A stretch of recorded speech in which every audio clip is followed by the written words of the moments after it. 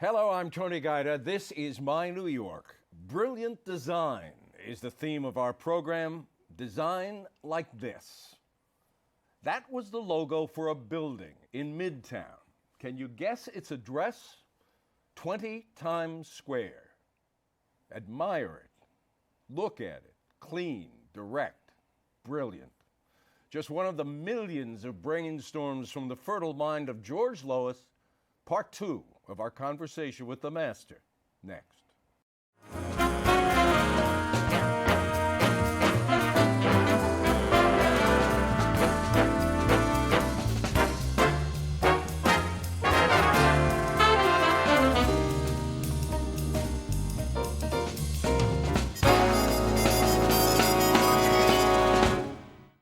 I am delighted to continue the chat that I began last week with George Lois. Today we focus on his groundbreaking advertising campaigns.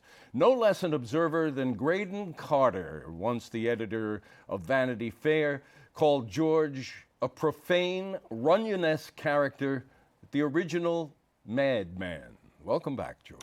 Thanks, Tony. Thanks a lot. Of course, he's referring to the television series now off, Mad Men. I heard you didn't like it. Well, I'm still being called the original madman all over the world, but and I know it's meant as a compliment, but I take it as an insult. Why? It's a show about ad men who are anti-Semitic, racist, smoke and drinking themselves to death, spend all their time trying to shtup their secretaries, and have no talent. That ain't me. Tony, that ain't me. No, it's not you. First of all, I'm a family man and I have talent, And you may have had a drink or two in your time, but I understand what you're talking about. In Graydon's words, profane and Runyon-esque. Are you profane and Runyon-esque? Profane, yeah. I especially when in my work when I talk truth to talent, I'm profane. I like to give it to the guys who deserve giving it to. Runyon-esque, yeah, I think that's a compliment because it's a guy who was interested in the human condition, and knew how to tell stories about it. So Runyon-esque, that's me. Did you always want to be an ad man? I mean, you're essentially an art director, and that's what you discovered at Music and Art High School, and we have seen it last week so much of your work. We're going to see much more of it today. Was advertising where you were headed? Well, drawing, then designing, and looking at art too. I started to become more excited by a Cassandra poster, with words and photos that work in sync together to be like a cause and effect kind of a thing, rather than a Della Francesca or a Zubran. I really got into the idea that I wanted to be a mass communicator. I'm not sure I used those words back then, but I wanted this to be able to sell stuff and sell good stuff and do important work that way. And that led me into doing, doing things to try to get Reuben Hurricane Card out of jail, and selling Senator Kennedy, selling Bobby Kennedy. You made a poster for SANE, the anti-nuclear organization. Absolutely. So there were many things you did showing the breadth of your mind. I mean, as I recall, you told Harold Hayes, the editor of Esquire, when he was thinking about hiring you to do covers, you told him, you need to have a guy who understands the culture, who likes comic strips, who goes to the ballet, who visits the Metropolitan Museum. Sure. And I think that's why I called you. I think I sometimes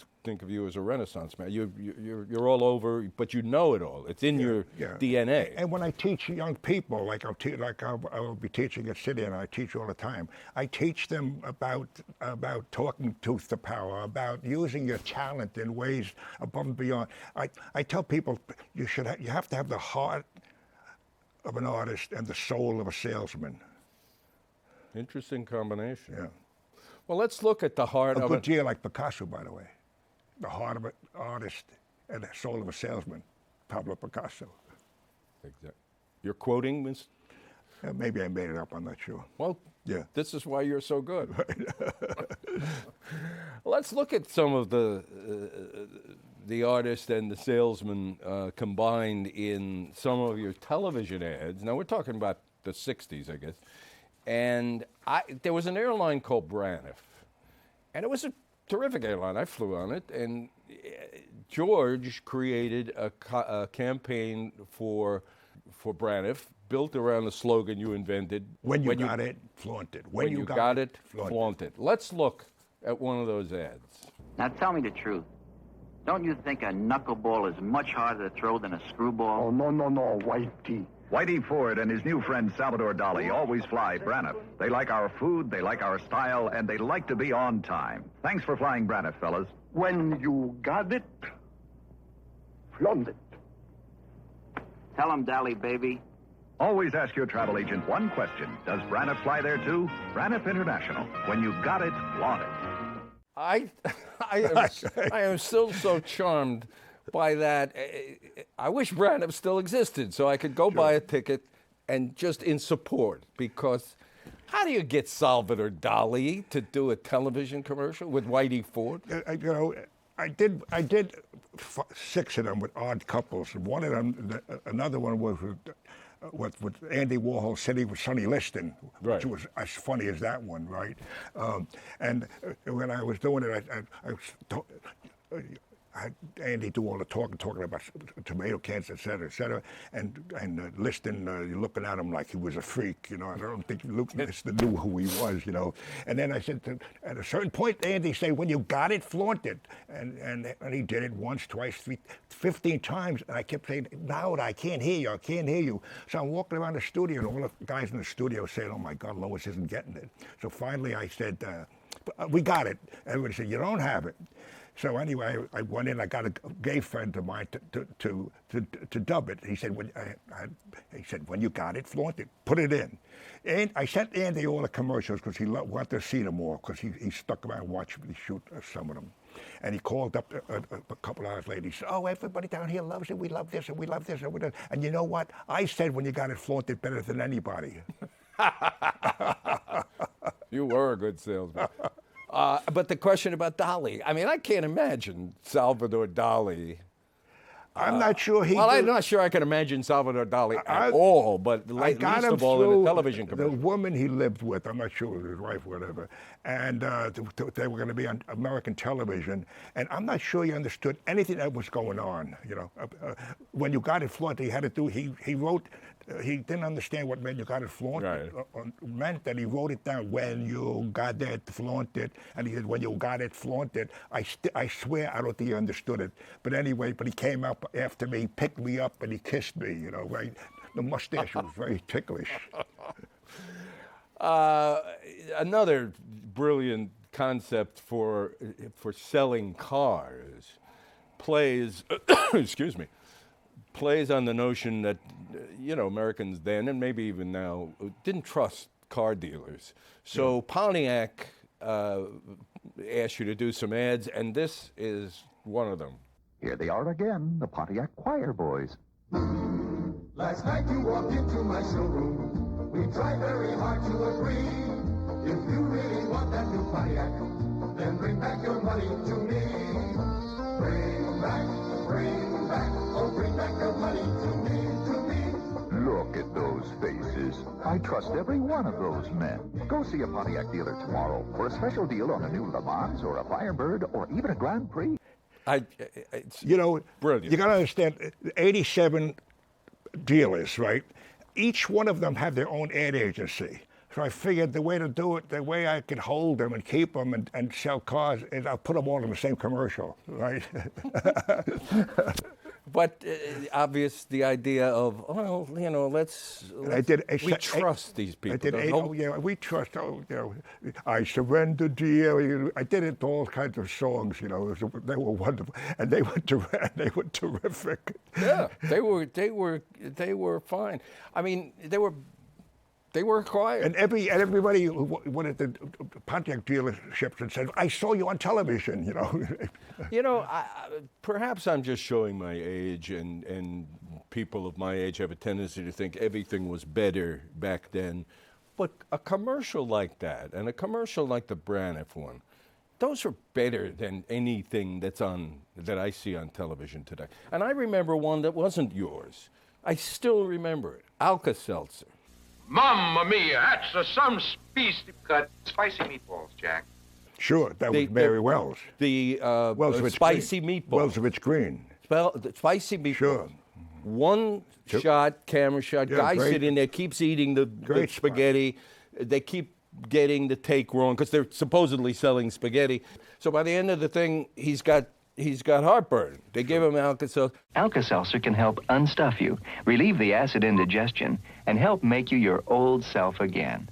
Mamma mia, that's a spicy meatball. Cut.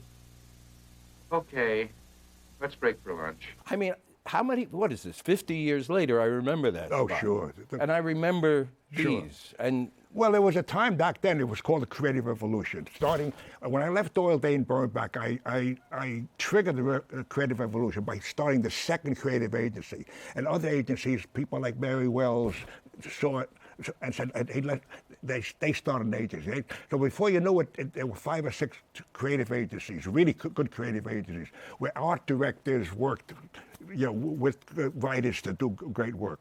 And every night in America, even though it was only about 1% of all the advertising, every night in America, somebody would see one of our commercials, you know, and talk about it the next day. It was a heroic period of advertising. That's why that was the Mad Men period, and that was a heroic period, and instead of doing that going on, you know, Matthew Weiner does the Scumbags, you know. right, the television show is another reason why you hate it. Yeah. Let's look at another one. This is George, I guess, turning the culture around a little bit, man versus woman in the roles that they were playing back in those days, but a reversal as they sell a typewriter. Very truly yours, and get it out immediately, please. Yes, ma'am. The Olivetti girl types on an Olivetti Electric, the typewriter with the brain inside that makes the 4 most common typing mistakes absolutely impossible. But obviously not all Olivetti girls are girls. I'm very pleased with your work, Joseph. By the way, what are you doing for dinner tonight? Tony, I had done a group of... That's Joe Namath, by the way. I have done a group of Olivetti girl commercials, and I got a big complaint from NOW, the National Organization of Women. What was their complaint? You only show women as secretaries, which back then was the case. Right. So I promised them I'm going to do something where the woman is the boss in a commercial. I promise you. And they walked out and they said, okay. And when I produced that commercial, I had them come in and they looked at it and they walked out furious, you know. Why was it furious? Because, you know, I said, you know, everybody tries to make to make the boss. Yeah. Right. Anyway. Have a fling with the boss. Yeah, have a fling. So I pissed them off, except everybody loved the commercial. Like, Olivetti sales were terrific, you know. And by the way, Joe could type. The reason I thought of him was because he could type like that, you know. I don't think of Joe Namath in terms of typing, but I'll take your word for it. Let's move on to a serial, you know, that was very popular back in the 60s called Maypo, and George's way to put that across. Mickey Mantle. I want my maple. Johnny Unitas. I want my maple. Oscar Robertson. I want my maple. Ray Nitschke. I want my maple. Wilt Chamberlain. I want my maple. Maypo, the delectable oatmeal that heroes cry for. It comes in flavors, and now it's making the bowl. Don Meredith. I want my maple.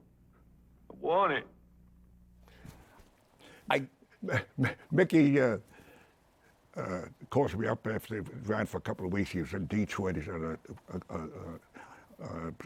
and he says, George, Whitey, George, shut up.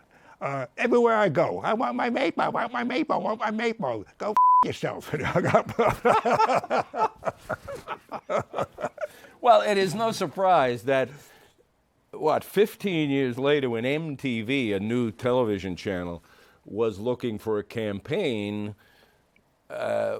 you revisited I Want My Capo, in effect. MTV was a year old and nowhere. Not one cable operator wanted. Nobody wanted a piece of them. Nobody. The rock stars. Everybody thought the rock business thought that it would destroy sales. So I said to them, I said, remember you guys when you were 5, 6, 7 years old, whatever it was, and I explained it. Oh yeah, Mickey Mantle, this. I said, okay, now I'm going to get, you guys are all in their 20s, 25, 26, 27 years. Now I want to get the guys running MTV. MTV, all young guys. Now I'm going to get all of you, the whole world of guys your age to say, I want my MTV. And I explained to them how I do a commercial, and then towards the end of the commercial, somebody would say, if you don't get MTV where you live, pick up the phone, dial your local cable operator, and say, and I told them, and at that point I'm going to have somebody like Mick Jagger pick up the phone and say, I want my MTV. And they looked at me like I was crazy. I said, well, what's the matter? I said, we've been trying to get a rock star for a year, nobody will touch it. Go back and do something else. I leave and I call Bill Graham. It was a big rock producer at the time. Sure. And I knew him because I had worked with him to get Bob Dylan to do the Hurricane song for us. And I explained it to him. He said, no, MTV's going to be bad for it. No. Okay, who do you want? I said, I would love to get Mick Jagger. Can you give me his phone number? He gives me his phone number. I call Mick Jagger up in London. I get him 10 o'clock at night in London, and I'm going, blah, blah, blah, blah, and I'm selling my ass off. I don't know what I'm saying. You there, Mick? You're there, Mick? You're there, Mick? And finally he says, I said, oh, what do you think? He says, I'll be there on Monday. New York on Monday. He comes to New York, and not only does he come to New York, but he brings Pat Benatar and Peter Townsend with him, and we did the commercials, and that changed the world, For MTV. Let's take a look. America, demand your MTV. I want my MTV. I want my MTV. I want my MTV. I want my MTV 24 hours a day on cable TV. Turn it on. Leave it on. America, see the music you want to see. I want my MTV. All right. Turn it on. Leave it on. I want my MTV. I want my MTV. I want my MTV. Turn it on. Leave it on. I want my MTV. I want my MTV. I want my MTV. I want my MTV. 24 hours a day. In stereo. Interviews, BJ, your day, world premiere video special, music news. I want my MTV, MTV, MTV. Too much. What? Yeah, too much. Never enough. From not being able to get one rock star, they were lining up outside my door. You got them all, it looks like. There's so much to cover in delightful to cover. Let's look at print ads and the side of you that was on the side of some causes, against nuclear proliferation and for, Bobby Kennedy and against the Vietnam War, and comes out in one of your most remarkable print ads, a promotion ad for CBS in the days of Senator McCarthy, and I guess CBS was about to do the program, the See It Now. See It Now. That eventually was instrumental in taking him down, Senator McCarthy. And this was the ad that you created to promote that show. Describe it and tell us what. Bill Golden, who did the CBSI and who was the head art director, a great pioneer, came to me and gave me the honor to do the ad for the See It Now show that Edwin R. Murrow, where Edwin R. Murrow went after, destroyed McCarthy. Yeah. And he did that because when I came back from Korea, my first job was at CBS, and the FBI came to see Dr. Stanton, tried to get me fired or blacklisted because I was a friend of Paul Robeson. You know, nothing made any sense. So a couple of years later, you were subversive. Boy, a commie.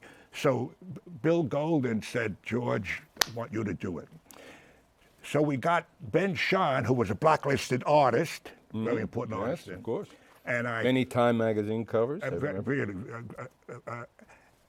first job he had in years because he was blacklisted. And I had him do a drawing, and I told him to do a drawing of St. George. I have a St. George medal around my neck, my father put it of St. George. I said, Mr. Shahn, could you please do a drawing of Murrow as St. George, slaying the dragon. Slaying the dragon.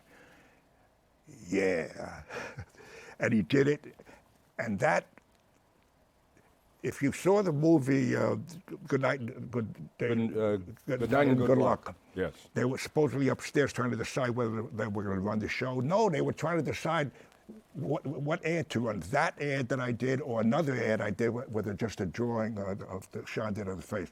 And at the last second, they called me up, and that's the ad that ran. And McCarthy was dead before the show when that ad came out the next morning.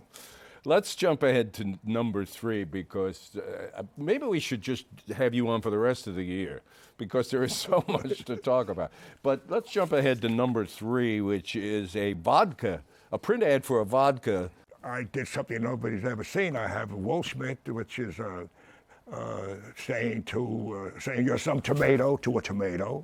We could make beautiful Bloody Marys together. I'm different than those other fellows. The tomato says, I like you more. You got to taste. Everybody looked at that and said, whoa, what's going on here? A week later, follow it up with this. Out comes the.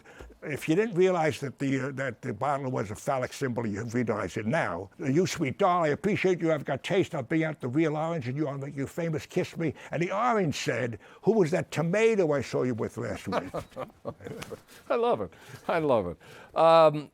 Someone asked you to sell a fabric that was big at the time, called Naugahyde. Right. And number 6 on our list shows what you came up with. It's you turned the Nauga into a cute. Well, you got to understand, little animal. Naugahyde, they came to me and they said, well, we're in big trouble. So I did this ad and I said, the Nauga is ugly, but the Naugahyde is beautiful. And I show it to them, and they said, gee, that's very unusual. And then they came back a week later and said they can't run it because they thought that people would think the Nauga was a real animal. They didn't say that. Did they really? Have I ever lied to you? No. Right. And so I had a couple of my account guys go down the street and show it to people, in the street and say, well, is this a real animal? And people were saying, schmuck, that's no real animal. Okay. So anyway, it ran, and they went back to they sold Nauga. If you bought fake leather that wasn't from the hide of a Nauga, right, you didn't want. We have time for one more, number 7, for a clothing designer who was not known at all, Tommy Hilfiger. But this is brilliant because you asked the reader of this to make up the ad, to create the ad in effect. When Tommy, who was totally unknown, saw it, he had a heart attack. He said, I can't do that because I said, he said, because I'm not a great designer yet. I said, well, you're going to be. He said, yeah, well, it's a self-fulfilling prophecy. We got to run it. Anyway, I finally convinced him to run it. And also an outdoor poster, which we had hand painted, put across the street in Calvin Klein. 2 or 3 or 4 months later, Calvin Klein is at a restaurant. He sees me, and somebody tells him who I am, and he goes up to me, having dinner with my wife, and he sticks his finger in my face, and he says, do you know it took me 20 years to get to where Tommy Hilfiger is today? And I grabbed his finger and I said, schmuck, why take 20 years when you can do it in 20 days? If you hire George Lois.